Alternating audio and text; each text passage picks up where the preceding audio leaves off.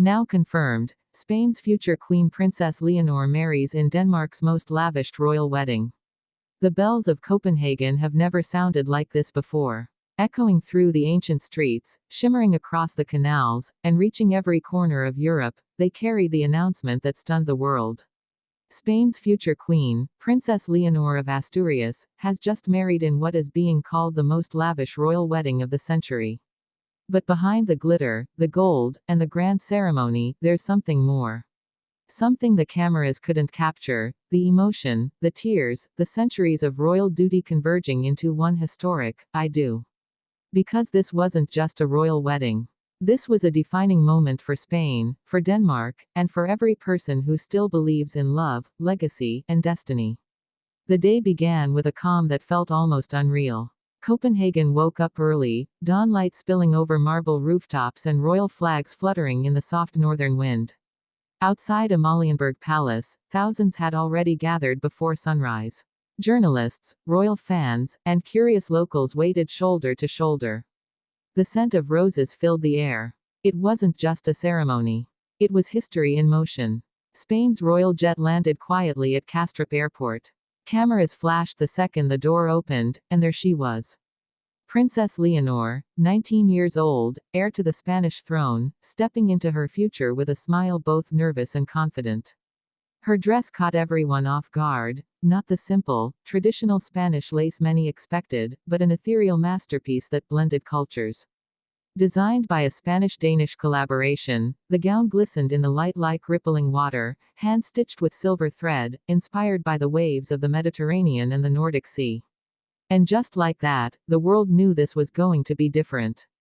Inside the Copenhagen Cathedral, the atmosphere was electric. Over 800 royal guests, diplomats, and global figures took their seats beneath centuries-old arches. The air carried the weight of centuries, of alliances, history, and unspoken expectations. At the front, King Felipe VI and Queen Letizia sat quietly. Philippe's posture was regal, but his eyes betrayed emotion. Letizia's hand never left his. For a brief second, when Leonor entered the cathedral, a tear glimmered in her mother's eye. The cameras caught it, and within minutes, Spanish media outlets were flooded with the image of their queen weeping with pride. Then came the moment. The music, a soft blend of Spanish guitar and Danish strings, began to play. The doors opened. Princess Leonor stepped forward, walking slowly toward Prince Christian of Denmark. He turned, and the moment their eyes met, everything else disappeared. The applause faded. The whispers stopped. For those few seconds, it wasn't about politics or power. It was about two people, raised under the weight of crowns, finding something profoundly human: love. When the officiant asked, "Do you, Princess Leonor of Asturias, take this man?" her voice trembled for just a second. Then she smiled, exhaled softly, and said the words that would echo across nations. "I do." Spain erupted in celebration. The streets of Madrid filled with cheers and royal flags. Across Barcelona, Seville, and Valencia, big screens broadcasted the moment live. Families stopped what they were doing to watch history unfold. In Denmark, the crowd outside the cathedral broke into applause that seemed to go on forever. Even the royal guards standing at attention couldn't hide their smiles. The ceremony that followed was breathtaking: centuries-old rituals, royal hymns sung in 2 languages, and a symbolic exchange of crowns that represented unity between the Spanish and Danish monarchies. Observers noted every detail, from the diamond-studded tiara once worn by Queen Sophia, to the hand-forged gold ring gifted by the Danish royal family. But it wasn't the jewelry or the luxury that captivated the world. It was the emotion. When Leonor turned to her father during the final blessing and whispered, "Thank you for everything," King Philippe's composure broke. His eyes filled with tears, tears not of loss, but of pride. After the vows, the newlyweds emerged onto the cathedral steps. The sunlight hit them perfectly, like a painting brought to life. The crowd roared as they kissed for the first time as husband and wife. It wasn't long, polite, or staged, it was genuine. And that single moment, 2 royals defying centuries of formality with a simple, human act of love, became the photograph of the year. The royal procession through Copenhagen was pure cinematic splendor. Gold carriages, royal guards in red and navy, flower petals raining from balconies, and thousands waving flags from both nations. The carriage moved slowly through the streets, Leonor waving with her left hand, her right hand resting gently on Christian's.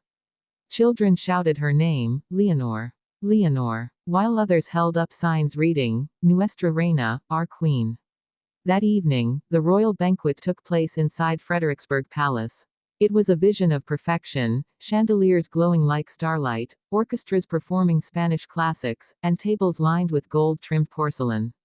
Leaders from around the world attended, but the focus stayed on the couple. Prince Christian raised his glass first. His words were simple but powerful. She came into my life as a princess. Today, she leaves this hall as my heart, my partner, and my forever. The hall fell silent for a second, then erupted in applause. When Leonor spoke, her voice was steady but emotional. My parents taught me that a crown means service. But tonight, I learned that love can also be a form of service, to one another, to our people, to our shared future. The night unfolded with dance, laughter, and moments that blurred the lines between royal duty and genuine joy. But perhaps the most touching moment came when Leonor shared a quiet dance with her father. Cameras zoomed in as King Felipe whispered something to her, and she smiled through tears. No one could hear the words, but one lip reader later revealed them. Spain is proud of you, my daughter. That clip went viral within minutes. It became the most replayed royal video in Europe by midnight. Outside, fireworks illuminated the Danish sky, red, gold, and blue blending together. The world watched as the royal couple stepped onto the palace balcony. Below, tens of thousands cheered, waving both the Spanish and Danish flags in unison. Leonor looked out, not as a princess, but as a woman who had stepped fully into her destiny. Christian took her hand and kissed it gently. And as the fireworks exploded above them, it felt like the entire continent was celebrating not just a marriage, but a new era. By dawn, social media had crowned it Europe's wedding of the century. Every major outlet, from Madrid to London, from Paris to Washington, ran headlines about the young princess who brought two kingdoms together in grace and authenticity. Experts called it the rebirth of royal elegance. Fashion houses called it a masterclass in cultural diplomacy. But for ordinary people watching at home, it was something even simpler, a story about love that defied expectation and tradition alike. As the celebrations faded, Leonor stood once more at the balcony, watching the first light rise over Copenhagen. Her eyes reflected peace, and perhaps relief. For years, she had been trained for leadership, prepared for duty, and guided by the expectations of a nation. But now, she had taken her first step not just as a monarch-to-be, but as herself. Spain had gained a queen who understood both the weight of history and the warmth of humanity. Denmark had gained a bridge to another world. And Europe had witnessed something it hadn't seen in a long time, royalty that felt real. From the first bell that rang in the morning to the last light that faded over the palace, this wedding reminded the world of why stories like these still matter. Because even in 2025, in an age of politics, technology, and division, there's still something magical about two young royals standing side by side, promising not perfection, but love. And as the sun rose over Copenhagen, one truth was clear: this wasn't just a royal wedding. It was the beginning of a new royal era.